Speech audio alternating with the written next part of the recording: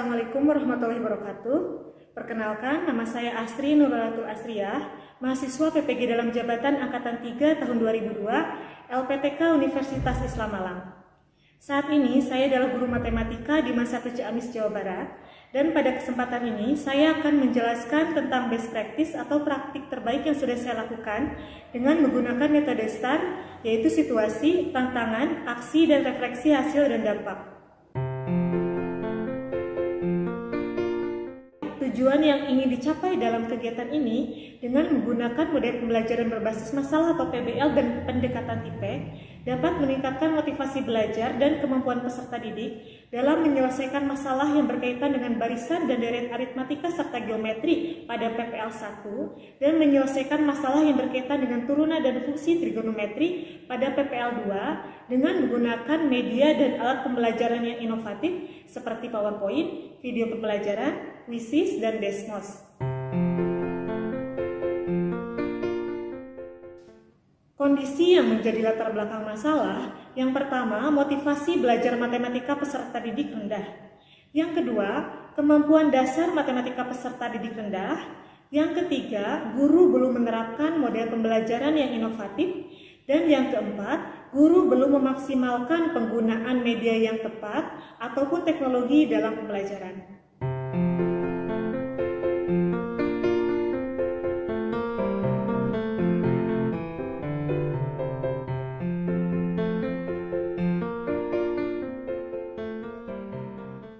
Yang menjadi tantangan dalam mencapai tujuan, yang pertama, aksi PPL dilaksanakan secara sit-in dengan dosen pembimbing dan guru pamong.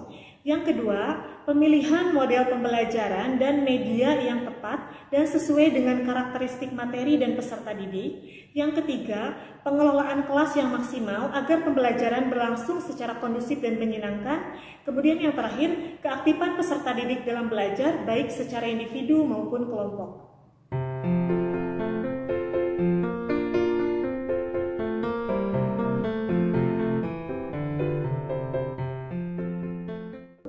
Langkah-langkah yang dilakukan untuk menghadapi tantangan tersebut, yang pertama, mempersiapkan fasilitas yang dibutuhkan seperti ruangan kelas, proyektor, wifi, sound system, dan sebagainya. Yang kedua, menentukan media pembelajaran yang sesuai dengan karakteristik materi dan peserta didik. Yang ketiga, membuat LKPD terbimbing yang dapat membantu peserta didik dalam memahami materi. Yang keempat, melaksanakan pembelajaran dengan menggunakan model pembelajaran berbasis masalah atau PBL. Yang kelima, melakukan penilaian secara keseluruhan, baik penilaian pengetahuan, keterampilan, dan sikap. Dampak dari aksi dan langkah-langkah yang telah dilakukan, yang pertama, kegiatan terlaksana sesuai dengan yang direncanakan. Yang kedua, penggunaan model pembelajaran berbasis masalah atau PBL dapat membuat peserta didik menjadi lebih termotivasi dalam belajar. Yang ketiga, penggunaan media pembelajaran berbasis TIPEK yang diimplementasikan dalam video pembelajaran, PowerPoint, Quizzes, dan Desmos membuat peserta didik merasa bersemangat, tidak merasa jenuh ataupun bosan selama kegiatan pembelajaran berlangsung.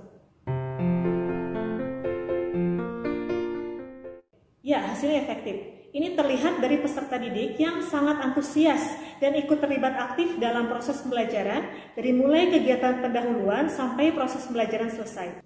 Selain itu, dari hasil evaluasi dengan menggunakan Quizzes dan Desmos, didapatkan indikator pencapaian peserta didik mencapai 85% sehingga dapat disimpulkan bahwa hasilnya efektif.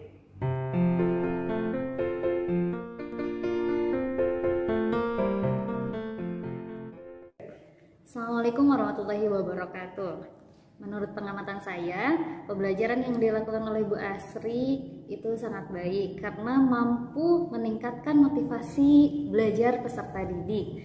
Selain itu, peserta didik mampu menyelesaikan soal-soal dengan baik.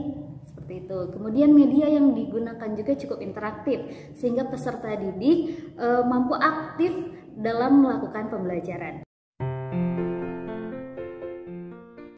Mode pembelajaran berbasis masalah membuat saya lebih bersemangat lagi dan termotivasi untuk belajar matematika.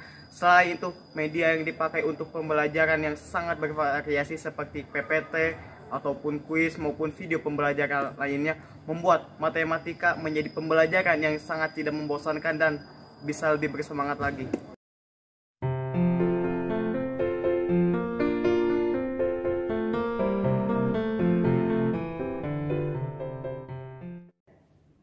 Pembelajaran dari keseluruhan proses yang telah dilakukan, yaitu untuk melaksanakan kegiatan pembelajaran yang lebih tertib dan terstruktur. Yang pertama, guru harus dapat menentukan model pembelajaran dan media yang tepat, kreatif, inovatif, dan sesuai dengan karakteristik materi dan peserta didik.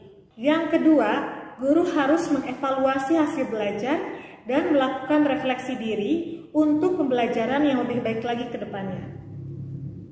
Demikian video best practice dari saya, semoga bermanfaat dan bisa menjadi motivasi ataupun inspirasi bagi kita semua. Terima kasih, wassalamualaikum warahmatullahi wabarakatuh.